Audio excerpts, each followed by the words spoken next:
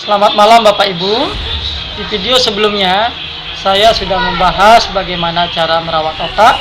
Dalam kesempatan ini saya akan membahas bagaimana cara merawat batin.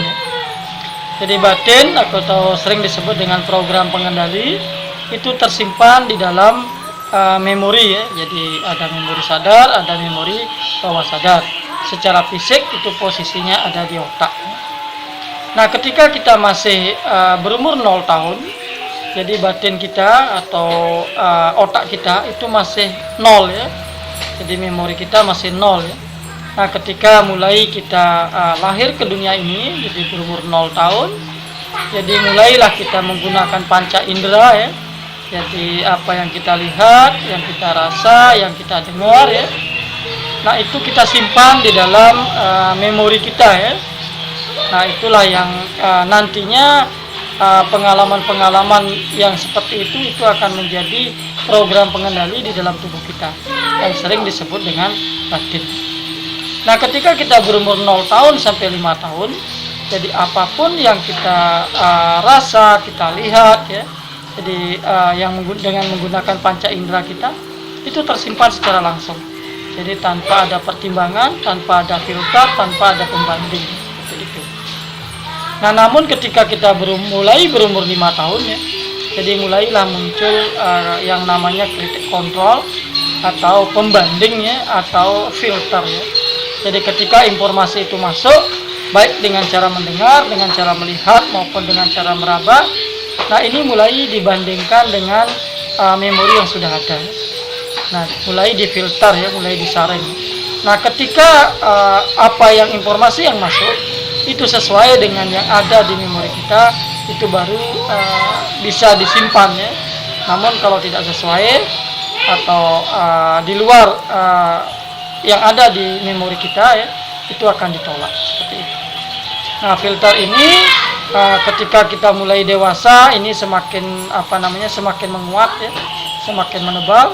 Nah, ketika berumur 18 tahun, filter ini sudah bisa dikatakan permanen seperti itu. Nah, namun dalam kesempatan ini saya khusus akan membahas tentang batin, sampah-sampah batin maksud saya ya. Jadi ketika pengalaman-pengalaman yang kita alami ya, dengan menggunakan panca indera ya, itu sudah pasti tidak hal-hal positif saja ya. Tentu itu akan masuk hal-hal yang negatif ya. Misalnya jadi hal-hal yang membuat kita marah, hal-hal yang membuat kita jengkel dan lain sebagainya ya. Jadi hal-hal yang membuat negatif. Nah, itu tidak menutup kemungkinan juga tersimpan di dalam memori kita ya. Baik itu pada saat kita berumur misalnya di bawah 5 tahun, karena di sana tidak ada filter, disimpan secara langsung. Nah, maupun pada saat kita sudah punya filter, itu pun tidak menutup kemungkinan ya, ada hal-hal yang negatif juga bisa masuk. Nah, itu disebabkan karena kritik kontrol kita ya, itu dalam kondisi lengah ya, dalam kondisi lengah. Nah, misalnya kita sedang fokus dengan sesuatu hal ya, jadi pada saat kita fokus, nah itu kesadaran kita akan turun. Jadi kritik kontrol kita akan lengah ya. Jadi hal-hal yang negatif itu akan tersimpan di dalam memori bawah sadar kita. Nah, itulah yang membuat ya, nantinya manakala hal-hal yang negatif atau sering disebut dengan sampah-sampah batin ini tersimpan banyak di dalam memori kita. Nah, ini akan sangat mempengaruhi sekali batin sadar kita ya. Jadi misalnya memori kita sudah kepenuhan dengan sampah-sampah batin, nah, maka di sini dia akan lepas dari kritik kontrol ya, jadi lepas dari kesadaran kita. Jadi dia akan muncul ke permukaan ya, jadi dia akan muncul ke batin sadar kita dan dia akan mengganggu kesadaran kita. Nah, ini kira-kira ya, kurang lebih ketika kita sudah berumur 30 tahun, ada yang sudah berumur 35, ada yang sudah berumur 40 tahun, ada yang berumur 50 tahun. Ini tergantung seseorang itu menyimpan sampah batinnya. Jadi kalau memang dia terlalu sering mengalami hal-hal yang negatif ya, sering mengalami kesedihan yang berkepanjangan, atau sering mengalami emosi yang berkepanjangan.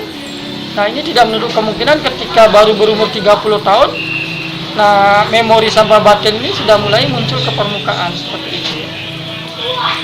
Nah, di sini jadi saya akan membantu teman-teman atau sharing ya. Jadi bagaimana caranya membuang ya, jadi melepaskan sampah-sampah batin, jadi supaya tidak mengganggu jadi batin sadar kita seperti itu ya. Nah, mungkin sebelum saya lanjut ke bagaimana cara membuang, jadi saya ingin menunjukkan ciri-ciri ya. Jadi ciri-ciri bahwa sampah batin itu sudah mulai muncul ke permukaan. Jadi misalnya, jadi Bapak Ibu jadi sering menangis ya, artinya air matanya mengucur jadi tanpa ada sebab itu misalnya.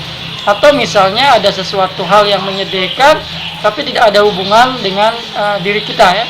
Itu merasakan kesedihan. Atau mungkin ketika hanya dipancing dengan sesuatu hal, nah yang semestinya secara normal kita tidak marah, kemudian kita marah menggebu-gebu seperti itu.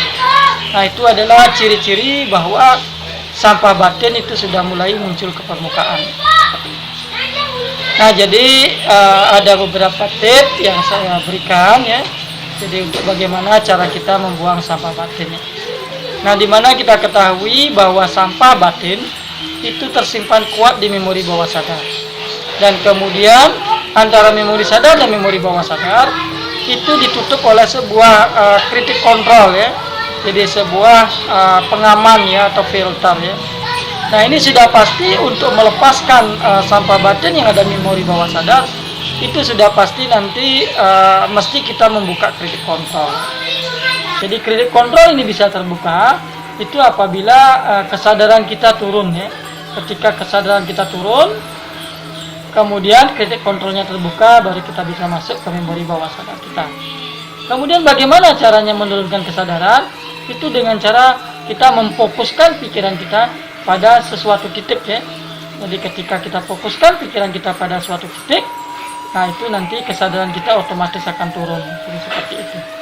Jadi langkah yang diambil, Anda silakan. Jadi ada melakukan meditasi, kemudian ada hipnosis dan lain sebagainya. Jadi yang jelas di sini adalah yang kita lakukan adalah rileks fisik dan rileks batin ya. Jadi yang pertama, jadi kita rilekskan fisik kita ya, dari ujung kaki, kemudian naik ke betis, kemudian naik ke paha, naik ke pinggul, ke perut, kemudian ke dada, ke kedua tangan, ke leher, kemudian ke kepala. Ketika fisik kita rileks semua, kemudian kita lanjutkan kita untuk memfokuskan pikiran kita. Jadi misalnya kita boleh pilih napas kita ya. Jadi pada saat keluar kita pantau, masuk kita pantau. Jadi lama-lama pikiran kita akan bosan ya. Jadi dengan memikirkan sebuah titik itu ya. Nah, pada saat pikiran kita bosan, nah di sanalah kesadaran kita akan turun ya. Jadi akan tercapailah titik fokus kita ya. Jadi sehabis itu titik kontrolnya otomatis terbuka. Jadi di sana, jadi kita akan bisa temukan sampah-sampah batin ya. Jadi misalnya kita pernah dicaci maki sehingga kita memendam kemarahan, kemudian pernah mengalami sesuatu yang sangat menyedihkan. Nah, itu dengan sendirinya ketika titik kontrolnya terbuka dan kita sudah berada di alam bawah sadar, jadi memori bawah sadar, itu akan muncul ya. Nah, di sanalah saatnya jadi kita mengikhlaskan ya, jadi melepaskan jadi sampah-sampah batin ya, atau memori-memori yang sudah lama, itu kita ikhlaskan, kita lepaskan dari memori kita. Jadi karena kita ingin hidup sehat ya. Jadi karena kita ingin sampah-sampah itu tidak mempengaruhi batin sadar kita. Jadi seperti itu.